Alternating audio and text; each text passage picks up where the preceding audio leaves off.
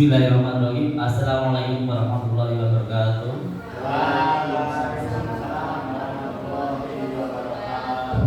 Yang saya hormati Ibu Kepala Sekolah SD Kumban 1, Ibu Ariki. Yang saya hormati Bapak Ibu Guru SD Kumban 1, yang saya hormati. Pertama-tama marilah kita panjatkan puji syukur kepada Allah SWT yang telah melimpahkan rahmat dan nikmatnya sehingga kita bisa berkumpul pada kesempatan hari ini dengan sehat walafiat.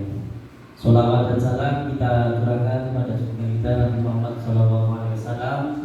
Semoga kita mendapatkan syafaatnya di akhir zaman nanti. Ya, terima kasih Bapak Ibu Guru sudah mengenai waktu itu berakhir dalam presentasi rencana tindak lanjut program berbasis proyek bersama komunitas belajar sekolah Konco Sinau SD Negeri Ngombaan 1. Tetap belajar walau sudah mengajar. Itu jargonnya SD Ngombaan 1. Untuk ini tugasnya ini sebenarnya kan tugas dari PJOK. Kita kami dari teman-teman PJOK melaksanakan diseminasi PKG PJOK dimulai dari tanggal 9 September 2024. Mungkin Bapak Ibu Guru tidak tahu mungkin artinya diseminasi itu apa Pak? Nah, untuk diseminasi PKG PJOK ini pengertian secara luasnya adalah proses menyebarluaskan hasil-hasil kegiatan pengembangan keprofesian berkelanjutan dalam bidang pendidikan jasmani, olahraga, dan kesehatan. Dan untuk tujuan diseminasi PKG PJOK, yang pertama meningkatkan kualitas pembelajaran PJOK. Yang kedua memperkaya wawasan guru. Yang ketiga menciptakan jaringan kolaborasi. Yang keempat mendorong pengembangan profesionalisme guru. Untuk meningkat waktu, kami diberikan tugas untuk belajar dengan komunitas belajar Konco Sinau ya dari SD Negeri Ngombaan 1 tentang rencana tindak lanjut program berbasis proyek bersama komunitas belajar sekolah Konco Sinau dengan temanya Festival Olahraga Permainan Sepak Bola Mini dengan harapannya membangun karakter bangsa dengan pembelajaran sport education model set.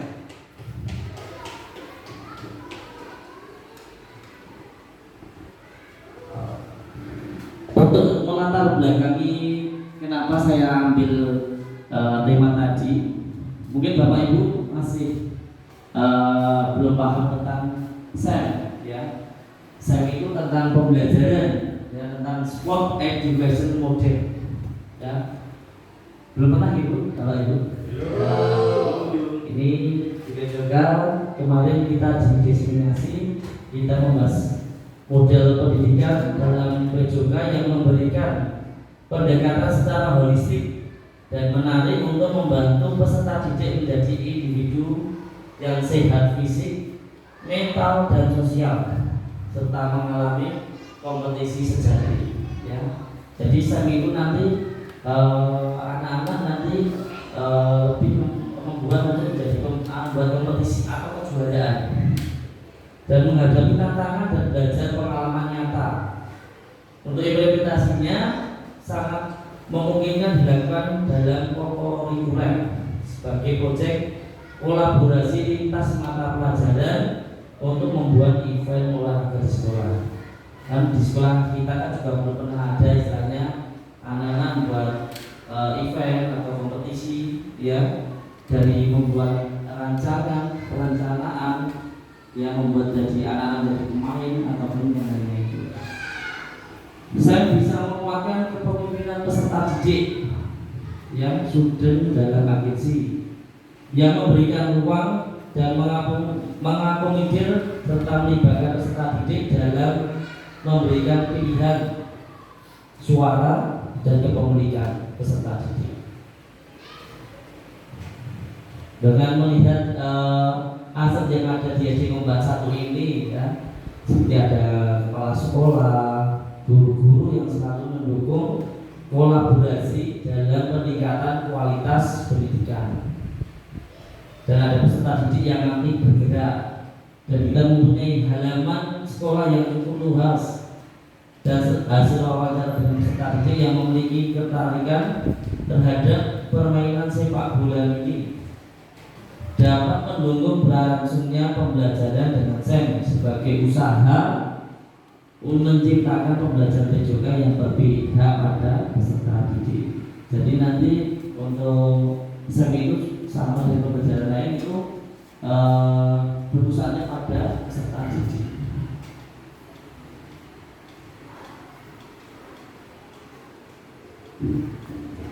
Untuk tujuan programnya memfasilitasi pembelajaran PJOK yang berpihak pada peserta didik serta mengembangkan nilai sikap mandiri, kolaboratif, berpikiran kritis, tanggung jawab untuk merancang aktivitas gerak melalui permainan sepak bola ini.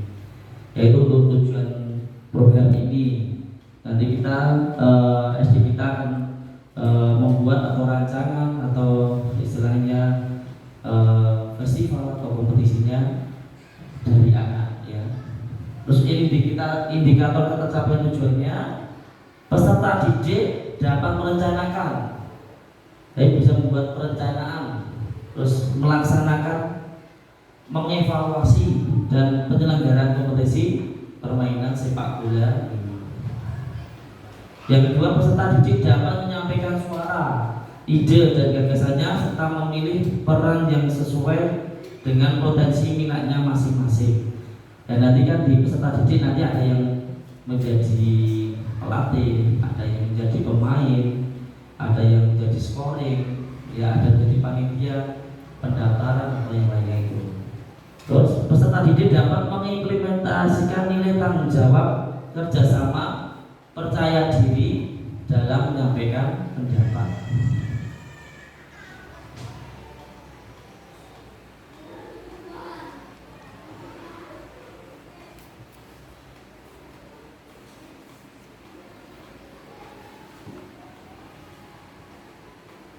Capaian langkah-langkah dan hasil yang diharapkan. Untuk capaian yang kita harapkan, peserta didik dapat merencanakan, melaksanakan dan kompetisi mengevaluasi sesuai dengan perannya serta menerapkan nilai fair play dan kolaborasi melalui permainan sepak bola ini. Itu capaian yang kita harapkan. Dan untuk langkah-langkahnya, peserta didik akan terus dilibatkan selama program berlangsung, mulai dari perencanaan, penyiapan pertandingan, puncak pertandingan, pencatatan pertandingan, festivity, sampai pada evaluasi dan refleksi yang mana dalam prosesnya peserta didik akan diberikan kesempatan untuk menyuarakan ide kreatif atau gagasannya. Itu langkah-langkah yang kita pakai.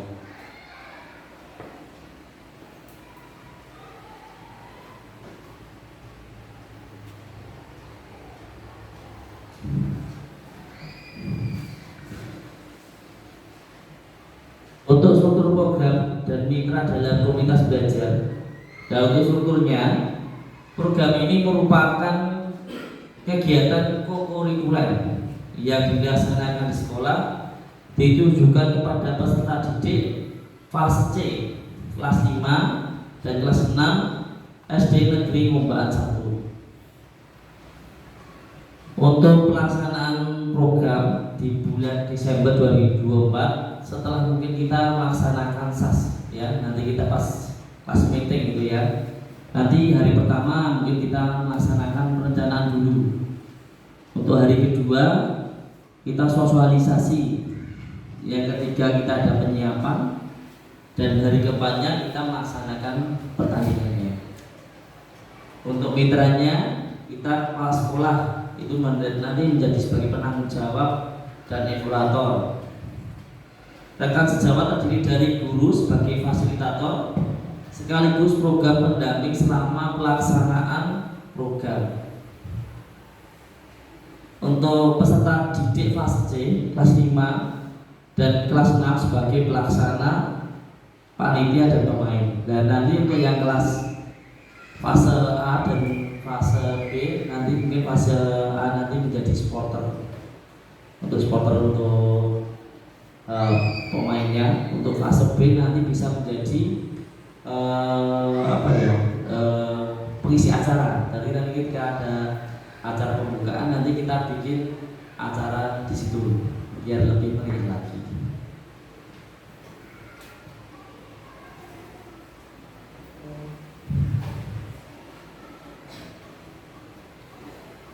Apa kapasitas sekolah yang kita punya? Yaitu kapasitas sekolah yang digunakan sebagai pendukung pelaksanaan program. Yang pertama itu asetnya itu manusia, ya. Nanti kepala sekolah sebagai penanggung jawab. Untuk KBS itu komunitas belajar sekolahnya menjadi fasilitasi. Untuk guru nanti menjadi pendamping. Untuk peserta pemeran utamanya nanti dari peserta didik, ya. Dan untuk masalah sekitar nanti menjadi pendukung kegiatannya. Terus kapasitas untuk fisiknya kita punya ada ruang kelas nanti sebagai tempat belajar indoor. Jadi nanti mungkin ada teori-teorinya. Untuk halaman sekolah nanti sebagai tempat kegiatan outdoornya, ya. Halaman kita cukup luas. Jadi nanti saat kompetisi atau festival kejuaraan nanti kita bisa melaksanakan di halaman sekolah.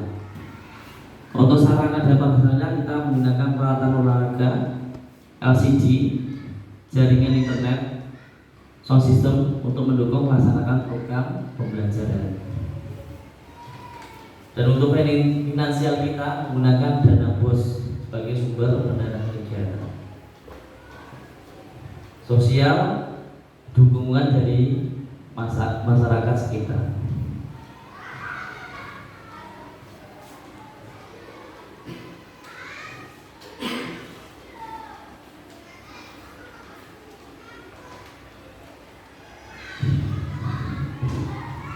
Rencana evaluasinya, untuk rencana evaluasi kita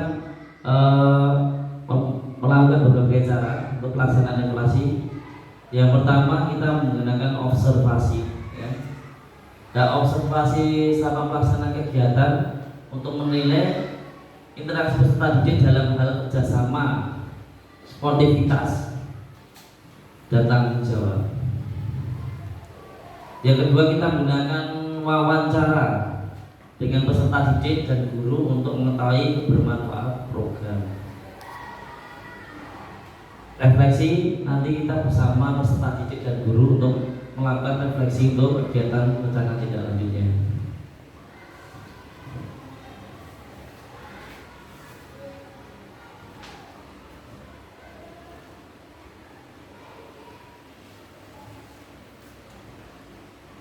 Nah, nanti kita setiap ada program mesti karena ada kemungkinan tantangannya, ya. Tantangannya bisa jadi di istilahnya peserta didik ataupun di gurunya. Untuk tantangannya pengenalan SEM mungkin masih SEM itu masih belum banyak yang paham karena ini juga masih baru. Pengenalan SEM sebagai model pembelajaran yang belum pernah diterapkan di SD Kembar 1. Mungkin yang saya sama di sini saya belum pernah melaksanakan. Insya Allah nanti kita Desember kita akan melaksanakan itu. Yang kedua, pengelolaan kelas dan penjadwalan. Untuk tantangan yang selanjutnya adalah kriteria penilaian untuk menilai keberhasilan SEM. Itu nanti kita masih bingung. Itu keberhasilannya lewatnya istilahnya pertandingannya meriah atau berhasil dengan belum tahu itu.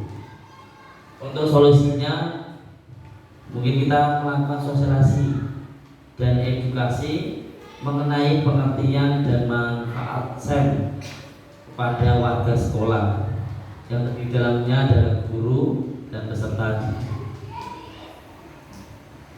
Solusi yang selanjutnya mungkin tadi tentang pengelolaan kelas, kita bisa dengan menyusun perencanaan dan jadwal yang efisien untuk mengakomodasi SEM tanpa mengganggu kegiatan lain. Yang ketiga mungkin kita menggunakan tadi tentang kriteria penilaian SEM, berdasarkan SEM. Solusinya kita menggunakan penilaian berbasis rubrik yang terstruktur untuk menilai berbagai peran dan aspek pembelajaran. Itu rencana tindak lanjut yang kami akan laksanakan di komunitas belajar Konco Sinau ya di SD Ngombaan 1. Tetap belajar walau sudah mengajar. Ya itu mungkin sebatas apa itu tentang SEM.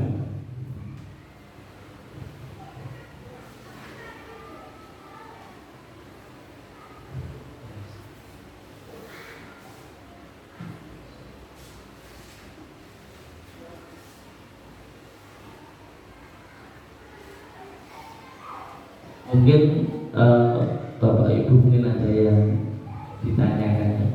Mungkin untuk memperjelas lagi, nanti SEM itu sebenarnya kan anak-anak itu dilibatkan menjadi peserta didik yang aktif. Ya nanti untuk pembelajarannya kita berpusat pada peserta didik. Jadi nanti anak-anak lebih aktif untuk membuat kegiatan ya.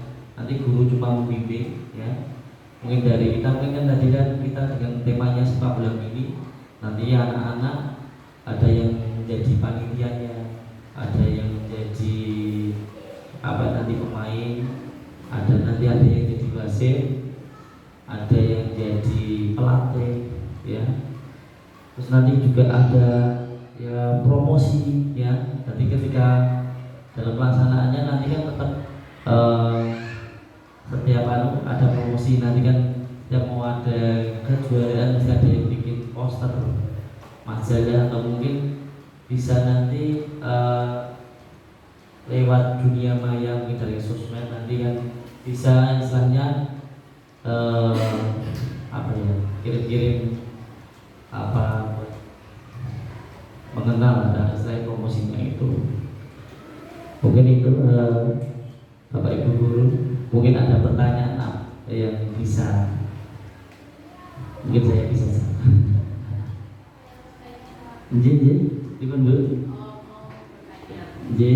Kalau manfaat dari pembelajaran SEM ini PJOK apa saja ya Pak? Manfaatnya manfaatnya banyak sekali Bu ya. Banyak.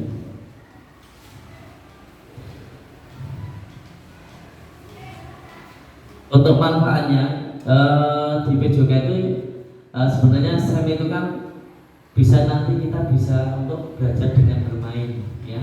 Tadi belajar sesuatu mungkin kompetisi nanti kita sambil bermain. Jadi itu yang pertama ya. Terus manfaatnya dapat membuat pengembangan keterampilan hidup nanti ketika kita di luar ya, di desa biasanya kan ada sebuah kejuaraan bola voli apapun yang lain atau sepak bola, nanti kita bisa terapkan di dunia nyata. Terus apa manfaatnya? Mungkin meningkatkan motivasi ya. Anak-anak biasanya kalau ada kegiatan seperti itu nantinya akan termotivasi, saya bisa melaksanakan kegiatan seperti itu, akan percaya diri. Nanti saya ingin semangat lagi, ingin jadi atlet atau mungkin jadi panitia, mempunyai ide-ide sendiri. Terus bisa fokus pada pengembangan diri ya. Ini siswa nanti bisa mengembangkan potensi fisik, kognitif, dan sosial emosional mereka yang seimbang. Terus nanti bisa manfaatnya menjadi pembelajaran yang bermakna pada peserta didik dalam pembelajaran saya. Nanti bisa di kehidupan siswa nanti kan ada maknanya, anak-anak bisa mengetahui ternyata SEM itu bisa dilaksanakan di kehidupan sehari-hari. Itu mungkin Bu yang bisa saya jawab. Oke. Ya, terima kasih Bu. Mungkin ada yang lain yang bertanya.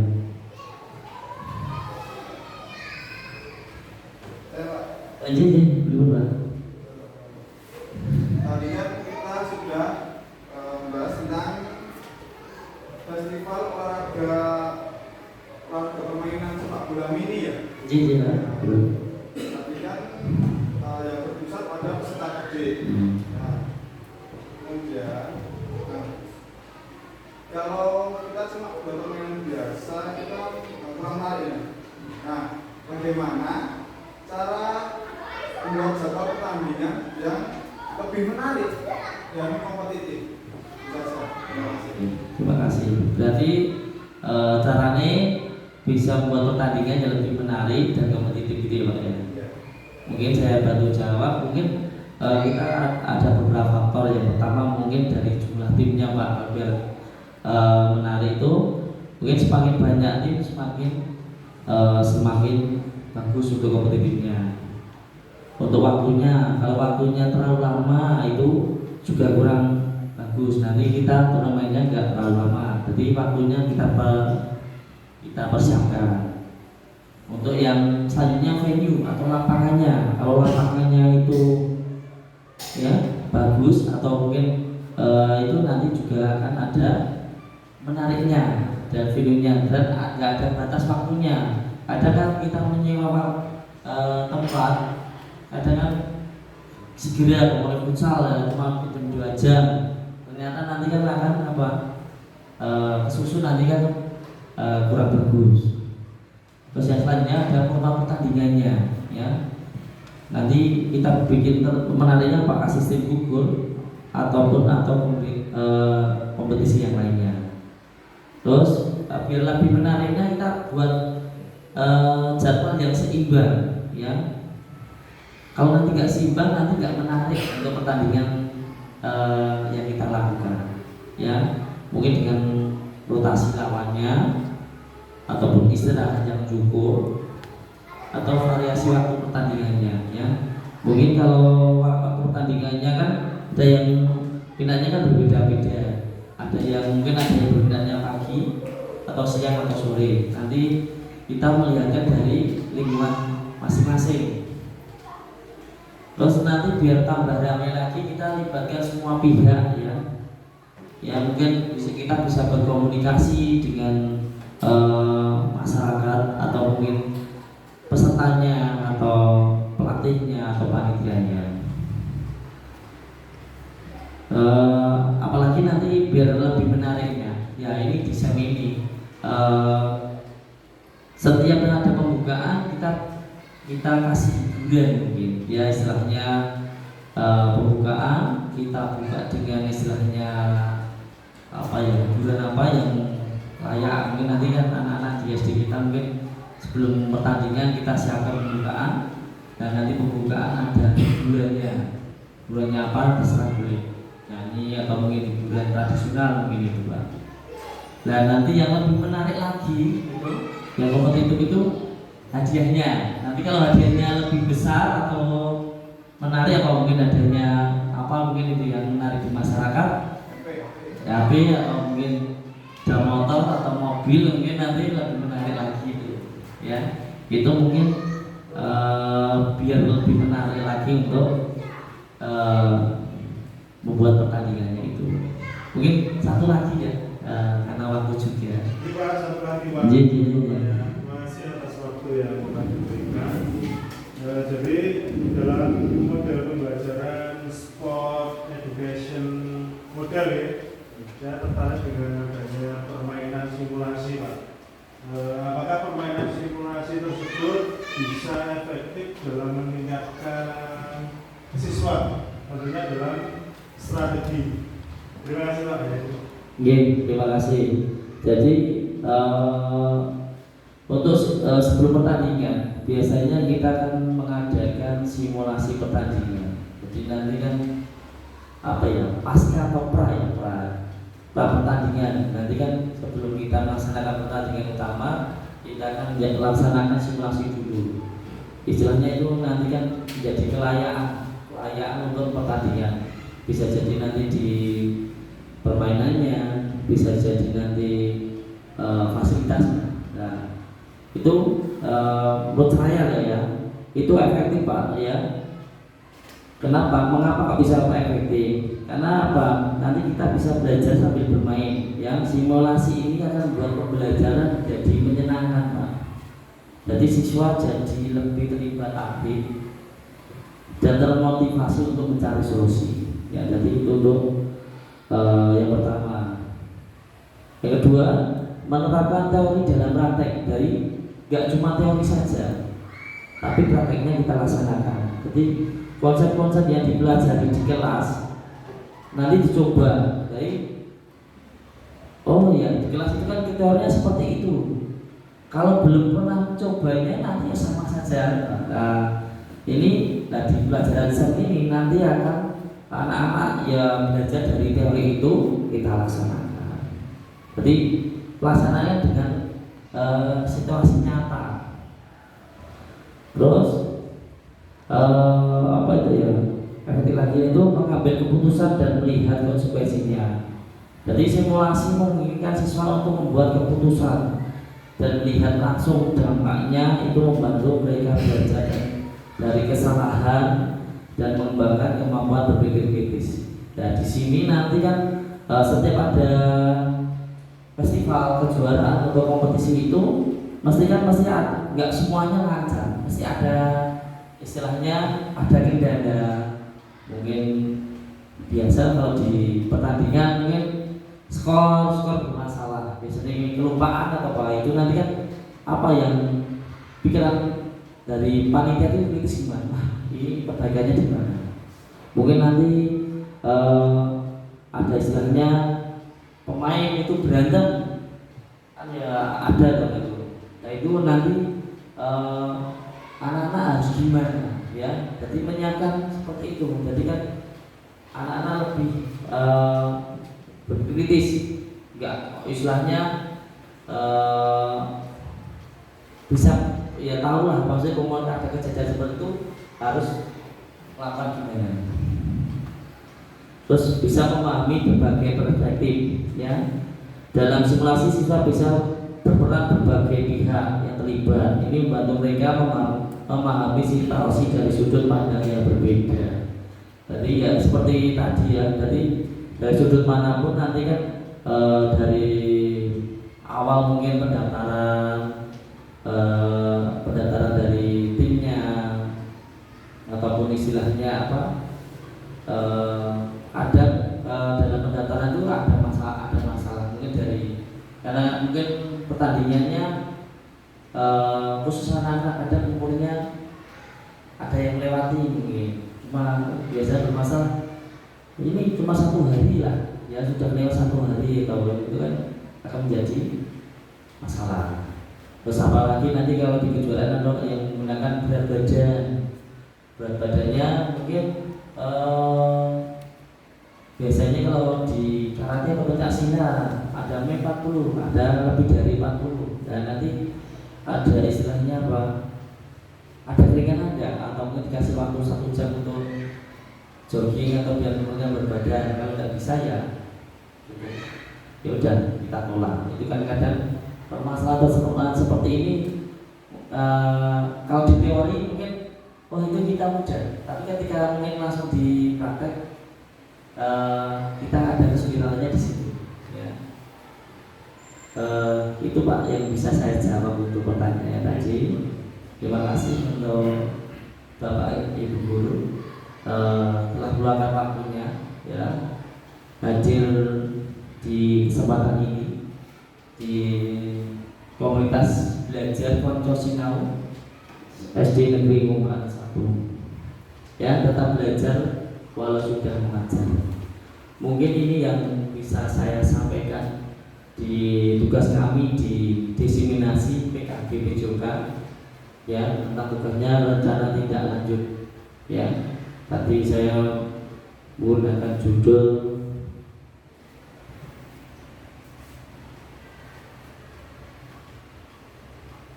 rencana tindak lanjut program berbasis proyek bersama belajar sekolah Konco Sinau ya. Festival olahraga permainan sepak bola ini harapannya membangun karakter bangsa dengan pembelajaran sport eksklusif model SEM.